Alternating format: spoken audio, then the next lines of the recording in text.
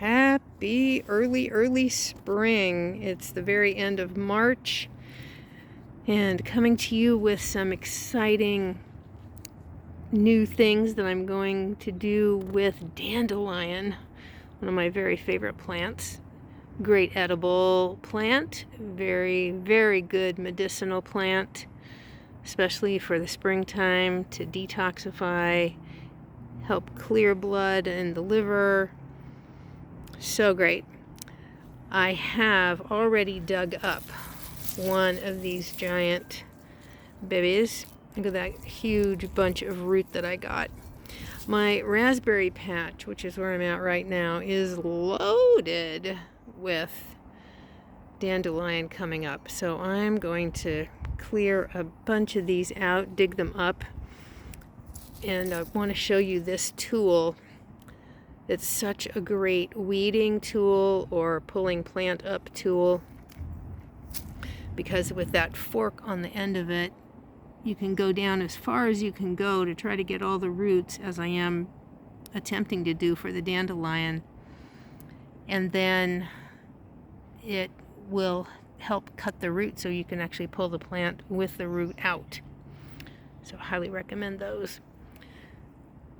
The big exciting new bit I'm doing with dandelion right now is, with all of these plants I'm pulling, I'm going to be utilizing the leaves, the root, and the buds, the flower buds. You can see flower buds in there, little guys that haven't opened yet. So first off, with the leaves, of course, I'll be washing the plant very well, including the root.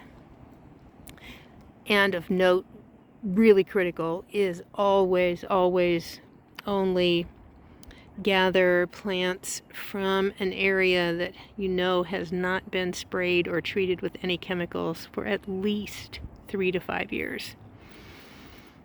And then wash them well before you actually utilize the plant parts.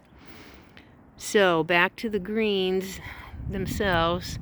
The tender, younger ones I will use for salad and stir fry, but most of the plant leaves I'm going to be dehydrating them, then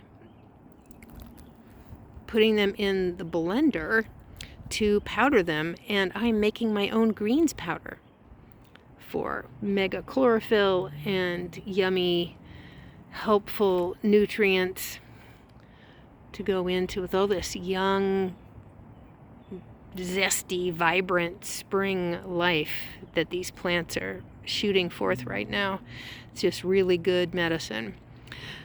The roots, I will be cleaning those really well, cutting off the green material, of course, and then roasting the root pieces, cut it into some pieces, and then once those are dried from roasting, put them in the blender to pulverize and have a coffee substitute.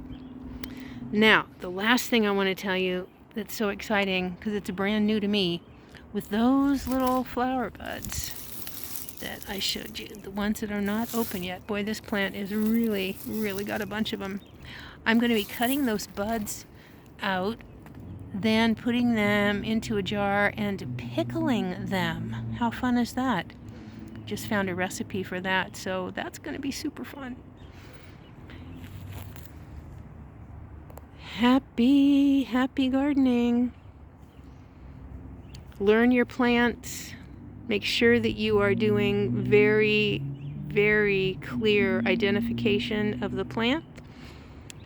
I was looking around the yard to find some hairy cat's ear, which is the plant most confused with dandelion, although once you get to see the difference, you can't confuse them. Hairy cat's ear.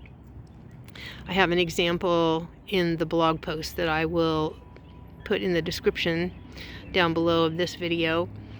It's got really thicker leaves, and then leaves really literally are covered in hairs. Those leaves are edible from hairy cat's ear, and they're a little bit less bitter than dandelion leaves. So you certainly, if you identify it carefully and know that it's from area that has not been sprayed for several years, go for it. Happy gardening. Enjoy learning about these magical plants and so many great things that can be done with them, the great medicine and food. Happy spring, happy gardening and gathering.